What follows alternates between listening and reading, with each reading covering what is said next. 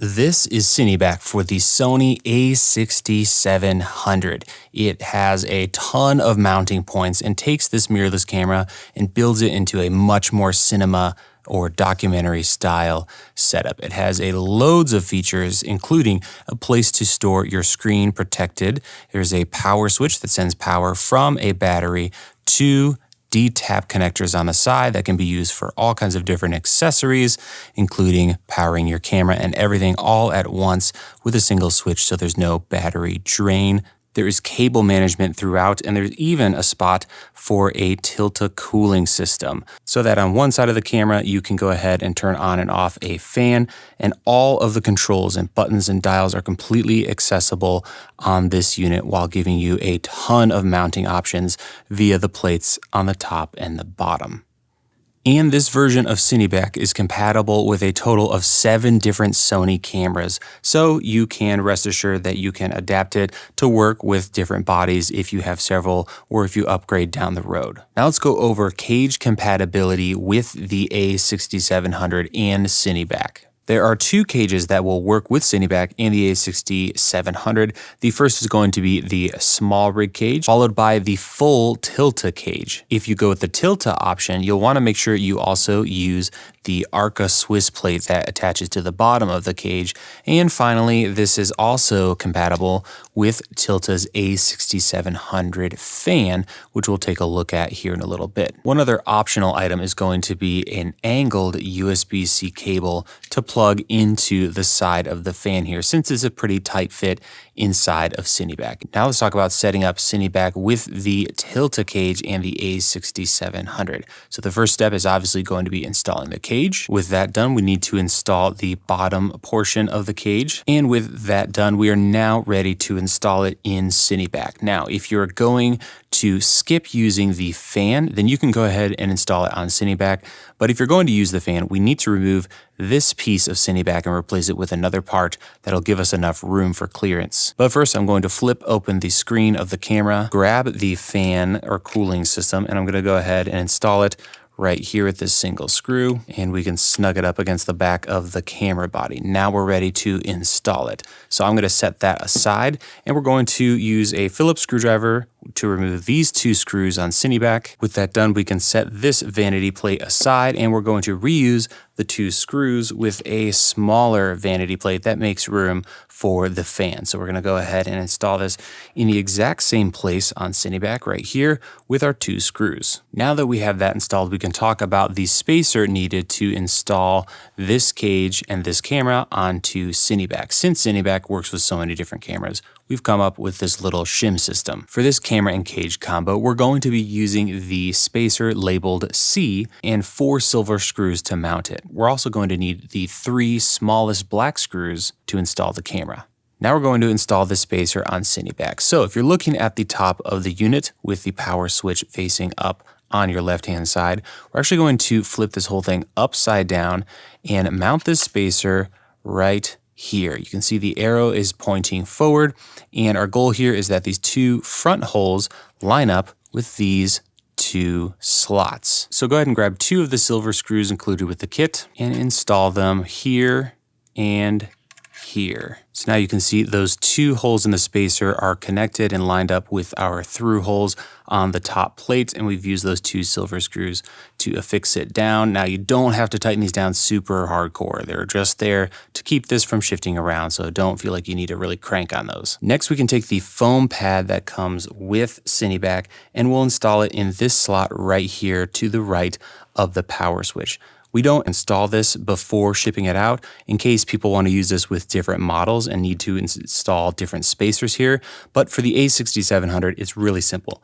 You simply take it and you'll install it right into that slot and you're good to go. Next, it's important to make sure that you connect your USB-C cable before you install it into CineBack. So here I have one of the cables that we sell. Again, you can use just about any right angle as long as it's a fairly low profile like this one or smaller. I'm going to plug it in facing down into the port like that. And now we can install the camera into CineBack. So I'm going to grab and make sure that the screen is flipped out. And we'll go ahead and slide it into place lining up the holes in the top of the cage with this slot and our holes in our spacer. With that done, we're gonna take the 3 smallest black screws that come with the kit, and 2 of them are gonna go into the top into the cage and 1 in the bottom. At this point, I would recommend not super tightening these down in case you need to shift the camera to the left or the right. And we'll be able to do that once we get the bottom screw in place. So now that I've got the top 2, I'll flip things over and I will grab our last screw. We'll go ahead and insert it right here. With the bottom centered and snug, I'll flip things back over and we'll snug up those top 2 screws. And with that done, we are pretty much complete getting installation. We will go ahead and close the screen, and if it looks like it's a little out of whack or like the camera screen is a little too tilty, you can loosen the bottom screw and slide it forward and back and then retighten it to kind of adjust the position. But with that done, we are now ready to add power to our CineBack. Our screen is nice and protected in the side. We can open it up and have tons of room for cable management or flip things over. And once we add power to this cable, we can go ahead and flip on and off the fan. Plenty of room for cables and the fan is nice and tucked in there. Now let's take a second to talk about powering your camera with CineBack. Depending on the CineBack unit you have, you're going to have a battery plate on the back with a power switch, and then it's going to send power from the battery to these 4 D-taps. From those D-taps, there are several ways to power your camera. The first method is to use what is often called a dummy battery or a battery coupler. This very simply is a D-tap cable that connects to a dummy battery, which is not a real battery, it's just a housing, and that goes in your camera. This is super simple. Power goes from here to here. The only thing you need to pay attention to is to make sure this is converting full voltage from your battery to the correct voltage for your camera. So some of these cables don't do that. That's not good. You want to make sure you get a cable that does. We'll include a couple in the product page for this version of CineBack. There are some people out there, however, that don't want to mess with that, and they go with the second route, which is a great one, and that is power delivery. These devices that we're looking at here take the same D-tap connection, and they go to usually some kind of box or device that converts it down to a power delivery over USB-C. This plugs into most modern cameras and is going to give you plenty of juice. You'll have a battery in the grip of the camera, and this is going to charge and help power your camera with that battery. The nice thing about these is they're a little safer because you're converting the voltage down to something nice and low and safe. And if something goes wrong with this cable, you're going to have the power built into the camera's battery that is in the grip. That said, you really want to make sure you get a good power delivery cable and that you know what's coming out of this USB-C connector, because there are cables on the internet that go from D-tap to USB-C that send the full voltage coming from your battery. That could fry your camera. So here I have 2 variants from Condor Blue. One is a D-tap to female USB-Cs. You can use your own cable. One is a inline with a straight cable. You just have to rig them up, plug it in, and plug this end into your camera.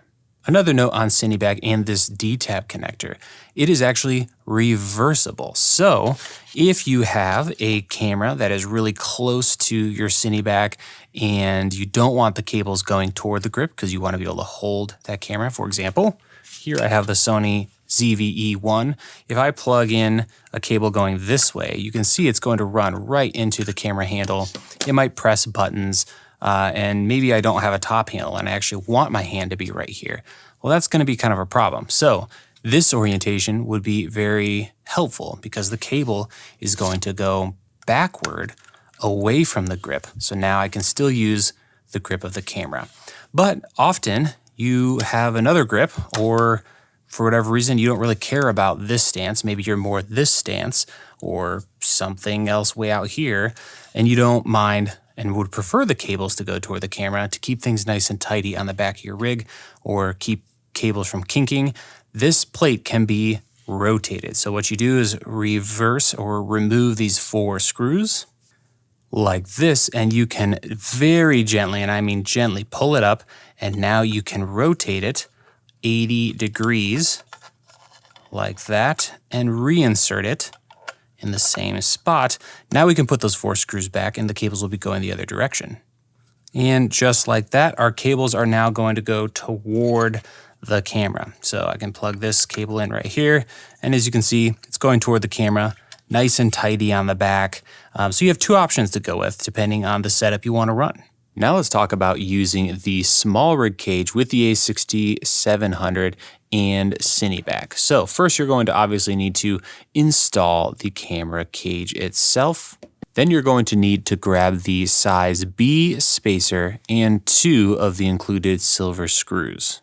We'll also be needing 1 of the smallest size of black screws as well as 2 of the large size, but not the largest screw included in the pack. With all that in hand, we can go ahead and start by installing the foam pad here on the side of CineBack.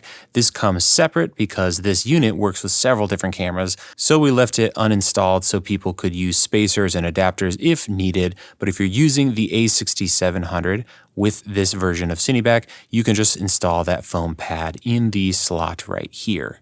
Now we're ready to install that spacer. So grab your 2 silver screws and go ahead and insert them here and here on the spacer, and we're going to be installing it like this on CineBack. So take CineBack and flip it upside down, and we're going to install this on the top plate right there.